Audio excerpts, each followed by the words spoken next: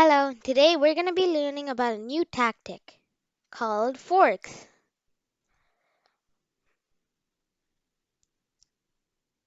So let's get started.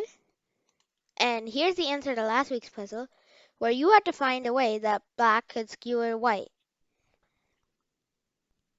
The answer is queen to g6. Now the king must move, and the queen will be free to take the bishop on c2. So that's a skewer, and let's start learning about forks. So a fork is when a piece attacks more than one piece in one turn. They're also sometimes called double attacks because there are two or double attacked pieces. Knights are the most common piece to fork with. On the contrary, every piece can fork, even kings. If you don't really understand this definition, then you can look at the example, or multiple examples if you need that, and come back to this to understand better. So, let's look at an example. So, here's an example of a fork. And the knight is forking two pieces, the queen on d8 and the rook on h8. And the bishop on d6, I guess. But that's not really a part of the fork because the bishop is defended and it would be more of a trade than a fork. So these two pieces are attacked. When the queen moves to e7, the knight will take the rook, and then white will be up and exchange.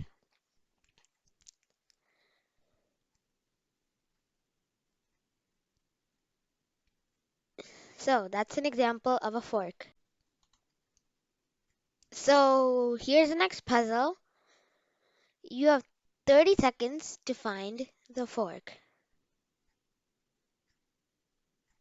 Black is forking white, and your time starts now.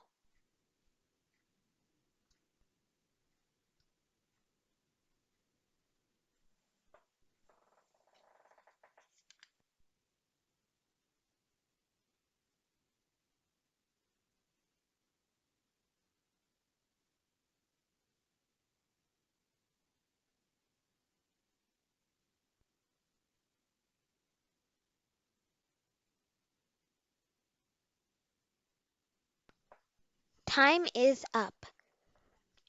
If you didn't solve it yet, you can pause the video. But the fork is this. The queen on e6 is forking the e4, e3 king and the b3 rook. Since the king is a part of this fork, the king will have to move, and then the other piece, if it's hanging, or if it's more material than the piece you're forking with, is going to be up for grabs. So the king can move to f2 or d2, and when the king does so, the queen will be able to capture the rook, and his proper play will be able to win this game. Let's move on to our next puzzle.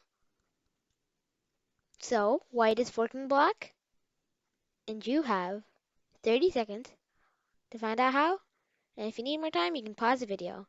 Your time starts now.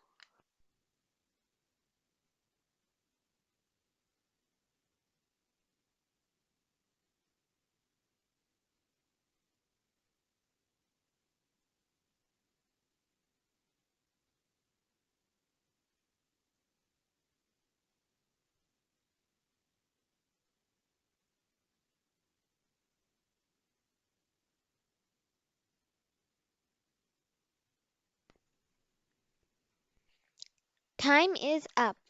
You can always pause the video, don't forget that. But the fork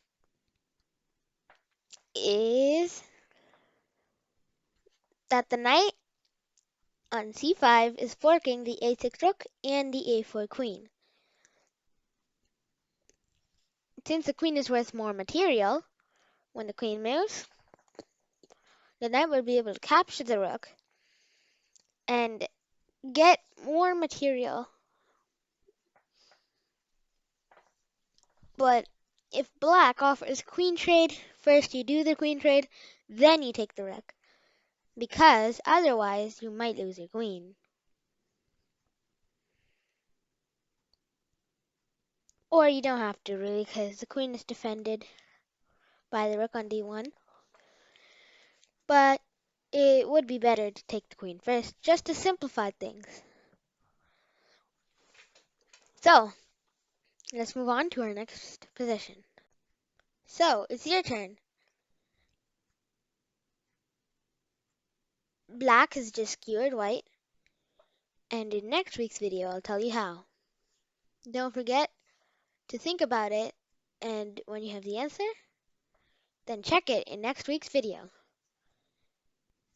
So thanks for watching this far into the video. Your support means a lot to me, and I hope you enjoyed. If you have any feedback, you can post it in the comments or post it in the form in the description of videos, and the form is completely anonymous, so I won't know who filled it out. And please hit that like button and subscribe for more videos like this one, because it takes a lot of time and effort to make these videos. You can visit the chess playlist to see all of the chess videos. So, thanks for watching, and goodbye!